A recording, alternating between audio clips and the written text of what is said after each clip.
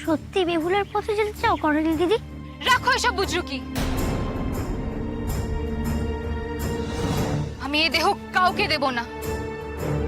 তুমি যতই বলো করালি, আমি তোমাকে একটুও বিশ্বাস করি না। তুমি আমার মৃত স্বামীর প্রাণ ফেরাতে পারবে না। উল্টে তুমি এই শেষ সময় ওনাকে আমার কাছে দূরে সরিয়ে নিতে চাইছো।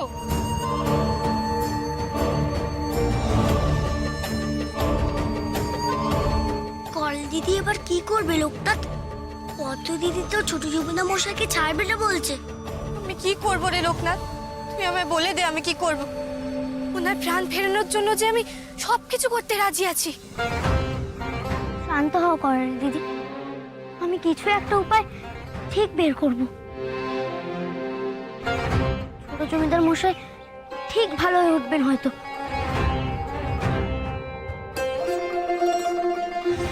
তুমি ঠিক বলেছ, তোমার মনের জোর আমার মনের সব দ্বিধা কাটিয়ে দিচ্ছে। তুমি বলেছিলে লোকনাথ, মনে যদি বিশ্বাস থাকে তাহলে অনেক অসম্ভবকে সম্ভব করা যায়। এ কি তাই হতে চলেছে? সত্যি করে বলো, আমার আমার ভাইয়ের প্রাণ কি ফিরে আসবে? হ্যাঁ গো জমিদার মশাই, করালি দিদির মনের জোর দেখে তো তাই মনে হচ্ছে। আমি পদ্ম দিদিকে বোঝাচ্ছি। পদ্ম দিদি, তুমি কি চাও না তোমার স্বামীর প্রাণ ফিরে আসুক? প্রাণ ফেরানো কি মানুষের কর্ম?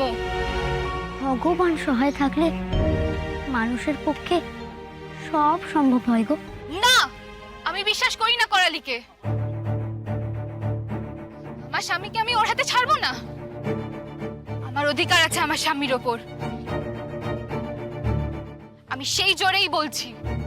ও কথা বলো না দিদি, করালি দিদি পারবে, আমাকে বিশ্বাস করো। আমি তো তোকে চিনি না, কে তুই? আর তোর কথা আমি কেনই ছেড়ে দেবো এই সর্বনাশীর হাতে আমার স্বামীকে? ওকে খুঁজতে বেরিয়েছিল বলেই তো সাপে কেটেছিল আমার স্বামীকে। ওর জন্য আমার স্বামীর মৃত্যু হয়েছে। তুমি তো নিজেই বলেছো ছোট জমিদার মশাই করালি দিদিকে খুঁজতে বেরিয়েছিল। তার মানে তো এটাই, ছোট জমিদার মশাইয়ের মনে নিজে থেকে করালি দিদির প্রতি ভালোবাসা জন্মেছিল। ছোট জমিদার মশাইয়ের প্রতি তোমার যে অধিকার আছে তার থেকে বেশি অধিকার আছে করালি দিদি তার স্বামীর প্রতি। করালি দিদি যে ছোট জমিদার মশাইয়ের প্রথম স্ত্রী,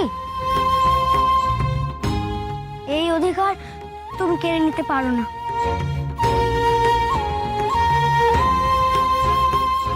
স্ত্রীর অধিকারের জোরে করালি দিদি তার স্বামীর মঙ্গলের জন্য, তার প্রাণ বাঁচানোর জন্য সব কিছু করতে পারে। একজন স্ত্রী হয়ে সেটুকু করতে তাকে কেউ বাধা দিতে পারে না, এমনকি তার সতীনও নয়।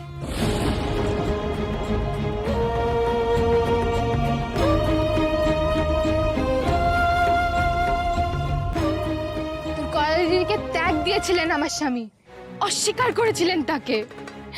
তুই যাই বল, আমি আমার স্বামীর দেহ আমার সতীনের হাতে কিছুতেই তুলে দেব না, কিছুতেই না।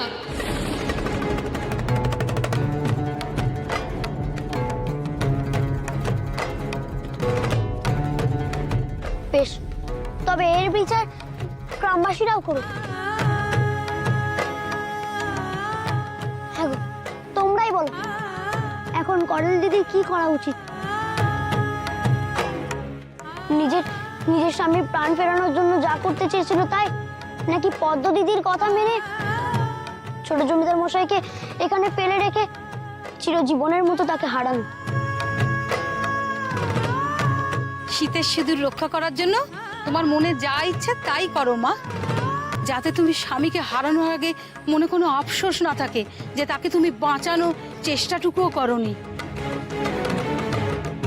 উনি ঠিক বলছেন করালি দিদি, তুমি যে বিশ্বাস দিয়ে ছোট জমিদার মশাইয়ের প্রাণ ফেরাতে চাইছো, সেই বিশ্বাসের সামনে সব বাধাই যেন হার মানে। তুমি দেখো, মায়ের কৃপায় তুমিই জয়ী হবে। আর যদি করালিরই আমার স্বামীর ওপর সব অধিকার হয়, তবে আমি কে? আমার স্বামী যদি করালিকেই ভালোবাসে, তবে আমাকে কেন বিয়ে করলেন? কি তুমি এই প্রশ্ন করছো পদ্ম? তুমি তুমি তো সবটাই জানো।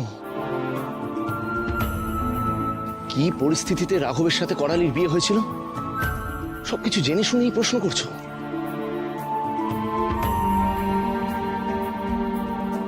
রাঘব হয়তো বিয়ের পর উপলব্ধি করেছিল যে ও যা করেছে সেটা ভুল, সেটা অন্যায়। তার হয়তো বিবেকের দংশন হয়েছিল। একজন স্ত্রী থাকাকালীন আরেকজন স্ত্রীকে মেনে নেওয়া সমাজ মেনে নিলেও স্বামী হিসেবে হয়তো তার বিবেক কিছুতেই এই কথাটা মেনে নিতে পারেনি। সে বুঝেছিল সে অপরাধ করেছে, তাই হয়তো পদ্ম ও করালির কাছে ক্ষমা চাইতে ছুটে এসেছিল। ব্যাস, আর কিচ্ছু নয়। আর পদ্ম, একটা জিনিস তো নিশ্চয়ই মানবে তুমি, ঈশ্বরের ইচ্ছে যে বিবাহ বন্ধন তৈরি হয় সেটা কেউ ভাঙতে পারে না, সেটা অটুট হয়। আজ আমিও চাই করালি রাঘবকে নিয়ে ভেলায় ভেসে যাক, ফিরিয়ে আনুক তার প্রাণ, ঠিক সতী বেহুলার মতো। আর যদিও ফিরে না আসে, যদি সত্যিই আমি আমার স্বামীকে চিরটা কালের মতন হারাই, তুমি তো চিরকালের মতো নিজের স্বামীকে হারিয়েছো ভেবেই নিজের শাখা ভাঙতে গেছিলে।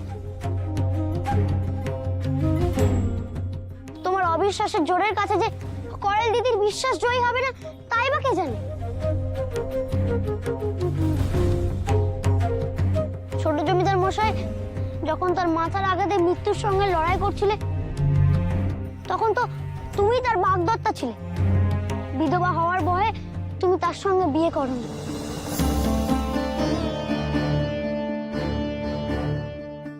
আর সেই সময় তো করালি দিদি কিছু বিচার না করে ছোট জমিদার মশাইয়ের প্রাণ ফেরানোর জন্য তার সঙ্গে বিয়ে করেছিল। আমার দিদির ভাগ্যের জোরেই তো ছোট জমিদার মশাইয়ের প্রাণ ফিরেছিল।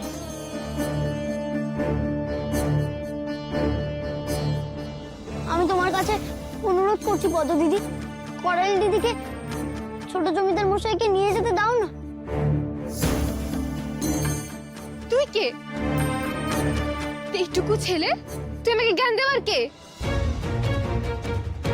মোড়ল না মুরব্বি? তোর কথা কেন শুনবো আমি?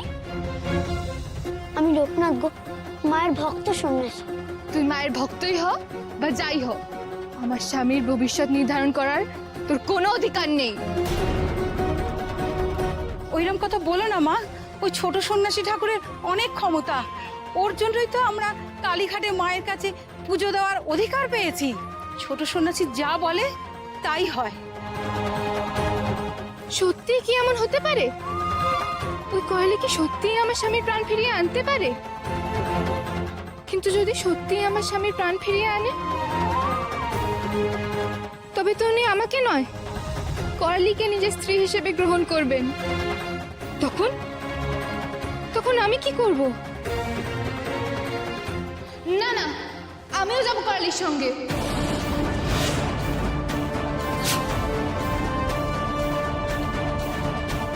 তুমিও যাবে? হ্যাঁ, করালি যদি আমার স্বামীর দেহ নিয়ে কলার ভেলায় করে ভেসে যেতে পারে, তবে আমিও যেতে পারি আমার স্বামীর সাথে। আমিও ওনার প্রাণ ফিরিয়ে আনতে পারি। আমাকেও তোমার সাথে নিয়ে চলো। কি বলছো কি পদ্ম? একটু আগে তো তুমি মানতেই চাইছিলে না যে ওর প্রাণ ফিরিয়ে আনা সম্ভব, এখন তুমি যেতে চাইছো? আমিও সতী নারী, আমিও আমার স্বামী চিন্তা ছাড়া আর কোনো চিন্তা করিনি।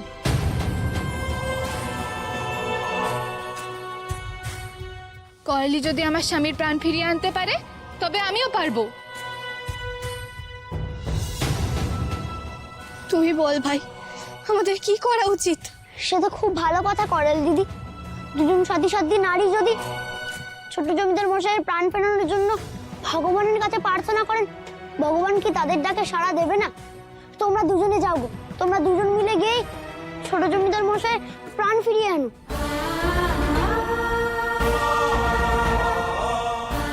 তোমাদের পুণ্য ফলে ঠিক ফিরে আসবেন তিনি। তুই আমায় ভরসা দে ভাই, আমি পারবো তো, পারবো তো নিজের দেওয়া কথা রাখতে। পারবে, পারবে গো দিদি। মায়ের উপর ভরসা রাখো, মা ঠিক তোমার স্মৃতির সিঁদুর অক্ষয় করবেন। যাও করালি, যাও পদ্ম। তোমরা আমার ভাইকে সুস্থ করে ফিরিয়ে আনবে, এটাই আমার বিশ্বাস, দৃঢ় বিশ্বাস। তাহলে আমরা কলদিদি আর পদ্ম দিদির জন্য কলার বালা বেঁধে দিই। হ্যাঁ বেনি, আমরা যদি হাত লাগাই কলার বালাটা খুব তাড়াতাড়ি তৈরি হয়ে যাবে। মায়ের আশীর্বাদে সব কিছু ঠিক হয়ে যাবে, আমার মন বলছে।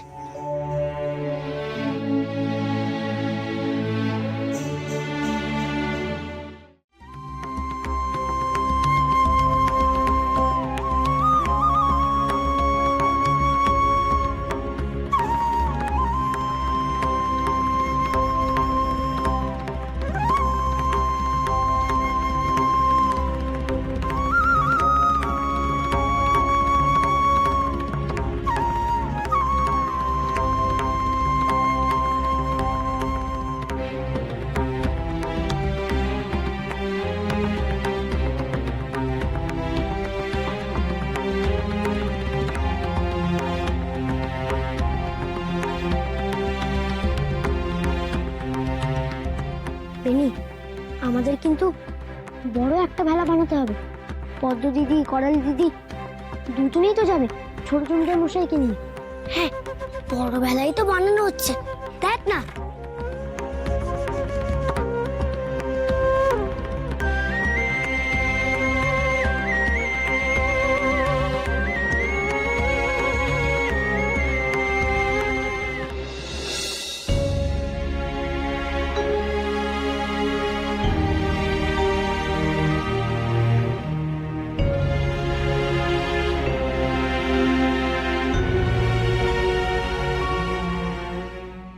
তবে এবার ছোট জমিদার মশাইকে নিয়ে তোমরা রওনা দাও করালি দিদি।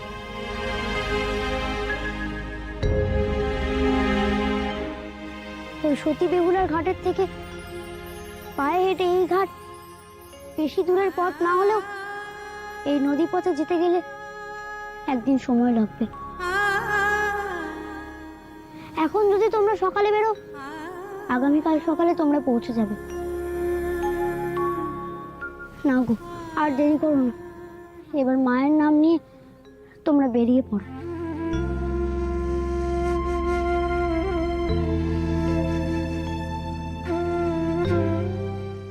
থাক থাক, তবে এবার অনুমতি দিন দাদা। হ্যাঁ করালি, তুমি যাও এবার। অনেক আশায় রইলাম, রাঘবকে আবার ফিরিয়ে এনো। ঈশ্বর তোমাদের সহায় থাকুক।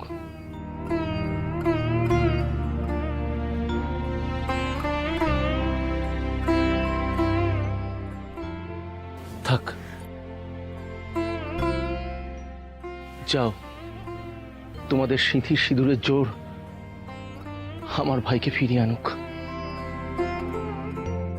ভাই রে, তোর উপর ভরসা করে আমি আমার স্বামীকে নিয়ে ভেলায় ভাসবো। তুই মাকে ডাকিস আমার হয়ে ভাই। আমি কে কো করবি? আমি তো সামান্য একজন সন্ন্যাসী।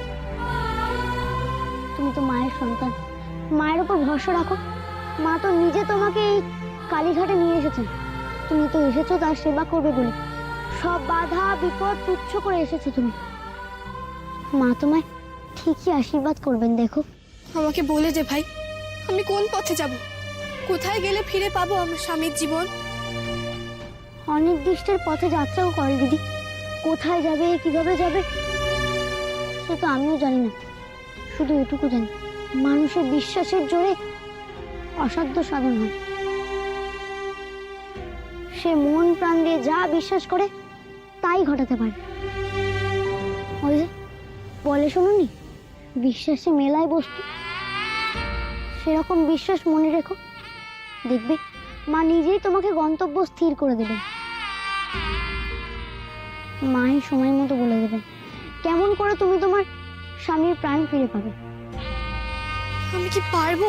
হ্যাঁ কল দিদি, আমি লোকনাথ আমরা সবাই তোমাকে জানি। আমরা বিশ্বাস করি তুমি ছোট রবীন্দ্র বাবুকে ঠিকই ফিরিয়ে নিয়ে আসতে পারবে। শুধু যত যাই হোক, কখনো কোনো পরিস্থিতিতে মা কালীর চিন্তা ছিল না, মনের মধ্যে মা কালীকে রেখেই দিই। জবে থেকে স্বামীর ঘর ছেড়েছি, তুই সবখানে আমার সহায় ছিলিস। এই যাত্রায় আমি একা যেতে বুকে বল পাচ্ছি না রে, তুইও চল না আমাদের সঙ্গে। করালি একেবারে ঠিক বলেছে লোকনাথ, তুমি বেনিকে নিয়ে সাথে যাও না। তুমি তুমি সঙ্গে থাকলে আমি বড্ড নিশ্চিন্ত বোধ করি।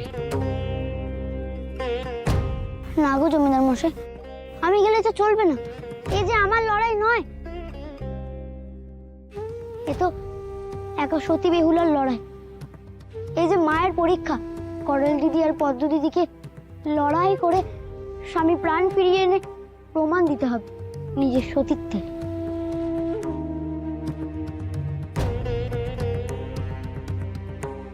ঠিকই বলেছ, ভুল আমার, আমি ভুল ভেবেছিলাম। ভেবেছিলাম যে আমার এই ছোট্ট সন্ন্যাসী লোকনাথ যদি সাথে থাকে তাহলে সমস্ত বিপত্তি অতিক্রম করা যায়। আমি তো রইলামই জমিদার মশাই, করল দিদি ভেলা আসার অপেক্ষা করব আমি কাল সকালে বেহুলা ঘাটে। আর আজ সারাদিন মায়ের কাছে বসে প্রার্থনা করব, যতক্ষণ না তোমরা ছোট জমিদার মশাইয়ের প্রাণ ফিরিয়ে নিয়ে আসছো ততক্ষণ আমি নির্জলা থেকে মায়ের পুজো করব। আমিও তাই করব, সাবধানে দিও গো দিদিরা।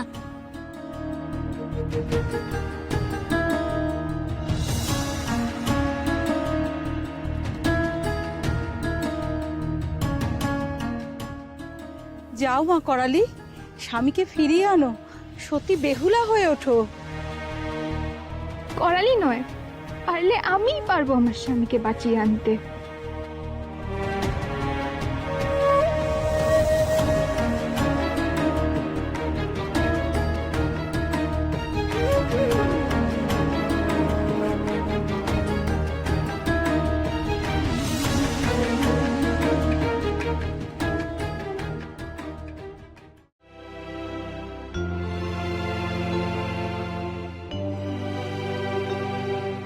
গুরুদেব, আজ আমরা সারাদিন মায়ের পুজো করব।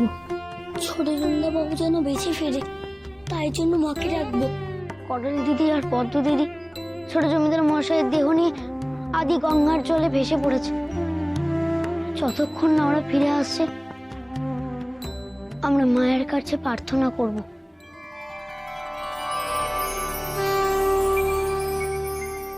এভাবেই একদিন সতী বেহুলা দেবরাজ ইন্দ্রের রাজসভায় গিয়ে নিজের নৃত্য কলা দিয়ে সমস্ত দেবতাদের সন্তুষ্ট করে স্বামীর প্রাণ রক্ষা করেছিল।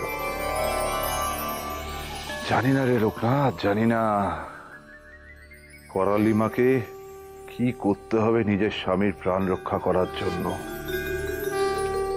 কি কি পরীক্ষার সম্মুখীন হবে সে। লোকনাথ ডাক, লোকনাথ ডাক, মাকে প্রাণ ভরে ডাক। মেয়েটার সিঁথির সিঁদুর যেন অক্ষয় থাকে। লোকনাথ, মাকে ডাক।